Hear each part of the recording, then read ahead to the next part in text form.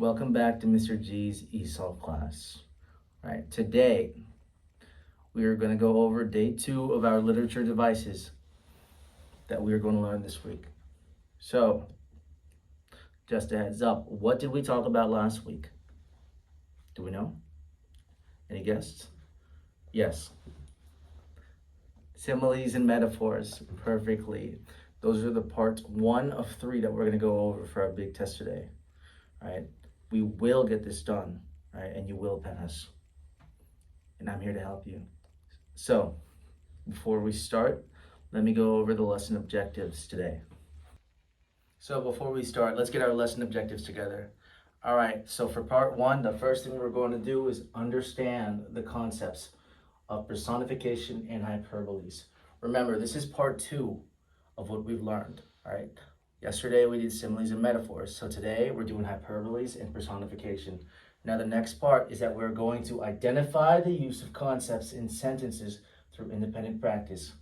I promise you, we will get this done together, all right? The test is 40 questions long, and there's 10 questions that are specifically personification and hyperboles. We will get this done, all right? And you will know, don't be afraid to make mistakes, but I can only know how good you are or how bad you are, depending on how you deal with this, all right? You have to let me know, we have to communicate. That's what I'm here for. So don't be afraid, let's be curious about this. All right, so the moment we've all been waiting for. All right, I've written the terms on the board. Let's go over the meaning, and then after this, we will show you 2 examples. So, personification. Personification is assigning human qualities to non-living things. Human qualities to non-living things. So, just a quick example. Can the wind cry? No, it's not living. And crying is a thing that humans do, or a much better term is living things do. All right, the next definition we're going for is hyperbole.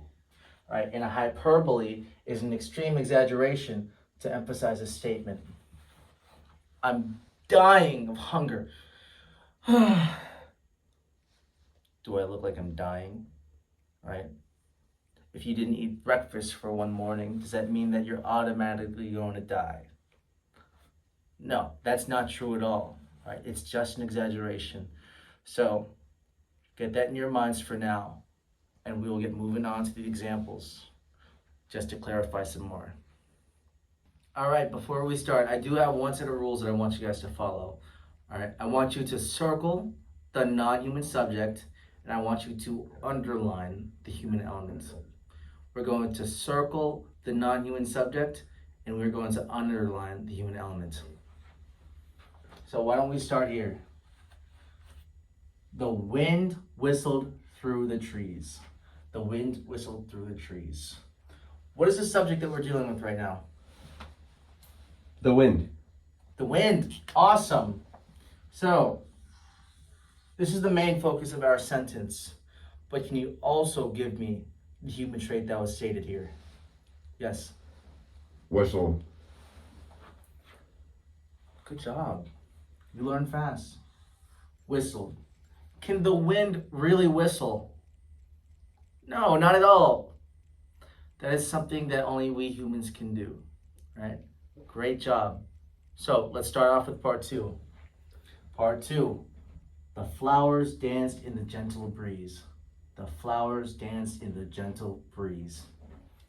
What is the non-human subject? Yes. The flowers. The flowers. That's perfect. Great job. The flowers. Let me read the sentence again, and then we're going to do the final part. We're going to underline the human element. The flowers danced in the gentle breeze. What is our human element in here? Yes. Danced. Dance. Can flowers dance? Can they get jiggy on the floor? No, it doesn't work that way. Incredible. You've learned very fast. Sooner or later, you're going to have to answer the worksheet.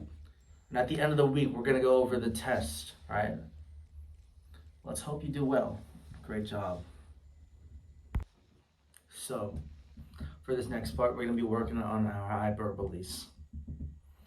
These next two examples, the only thing I want you to do is to underline the exaggeration, which is what hyperboles are. It's an extreme exaggeration. So how about we get that done together? First, let's read it. Number one, I'm so hungry, I can eat a horse. I'm so hungry, I can eat a horse. Can one of you guys tell me the exaggeration? Yes. Is it eat a horse? Perfect. Well done. Although not impossible, it's incredibly hard. But, it's not often that this happens. So in this case, this will be our hyperbole. So for number two, let's get it started with this. I've told you 1,000,000 times to clean your room. I've told you 1,000,000 times to clean your room. So can someone state the hyperbole in that sentence? Yes. I've told you 1,000,000 times. I've told you 1,000,000 times. Perfect. Can you actually tell someone 1,000,000 times something? You can, although it would take a long time. All right, and just like eating a horse, it's not very common and unlikely to happen. So great job. All right, that's perfect for our examples. We're gonna get started on our independent practice with a worksheet. You understand? And once you're done, I want you to review this for the test on Friday. Great job. You've done a great job following through with us. Now we're going to get started on our independent practice. We're going to use a worksheet, so I hope that you have your mind settled on that. We have to prepare for that test. There are 10 questions in that 40-question assessment that we have to go over hyperboles and personification. So do your best, and if you have any questions, come see me after class. Thank you.